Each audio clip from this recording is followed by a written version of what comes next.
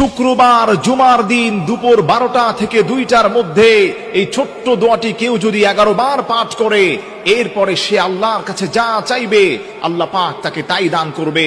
আপনি জানলে অবাক হয়ে যাবেন। জুমার দিন হচ্ছে অত্যন্ত গুরুত্বপূর্ণ, যাকে হাদিসের ভাষ্য মতে সাইয়্যিদুল আইয়াম বলা হয়। আল্লাহর হাবিব সাল্লাল্লাহু আলাইহি সাল্লাম বলে দিয়েছেন, এই জুমার দিন হচ্ছে আল্লাহর কাছে অত্যন্ত প্রিয়। তার কারণ হলো এই জুমার দিনে আল্লাহ রাব্বুল আলামিন হযরত আদম আলাইহিস সালাতু ওয়াস সালামকে সৃষ্টি করেছেন। আদম আলাইহিস সালাতু ওয়াস সালামকে শুধু সৃষ্টি করে নাই, জান্নাত জাহান্নাম, একটি বর্ণনায় পাওয়া যায় গোটা কায়নাতকে আল্লাহ রাব্বুল আলামিন এই জুমার দিনে সৃষ্টি করেছেন। আল্লাহু আকবার পড়েন। এজন্য আমার প্রিয় ভাইরা, জুমার দিন আল্লাহর কাছে এত প্রিয়।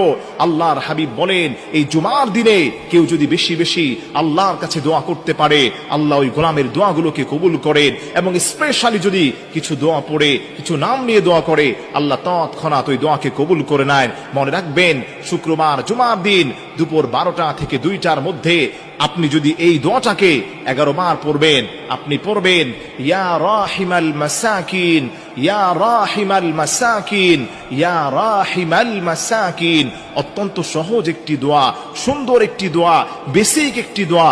বাচ্চারাও এটা সুন্দরভাবে পড়তে পারে, আপনিও পড়তে পারবেন। আপনি 11 বার যদি আল্লাহর উপর ভরসা করে এটা পাঠ করতে পারেন, এরপরে আপনি আল্লাহর কাছে যা চাইবেন আল্লাহ পাক আপনাকে তাই দান করবেন।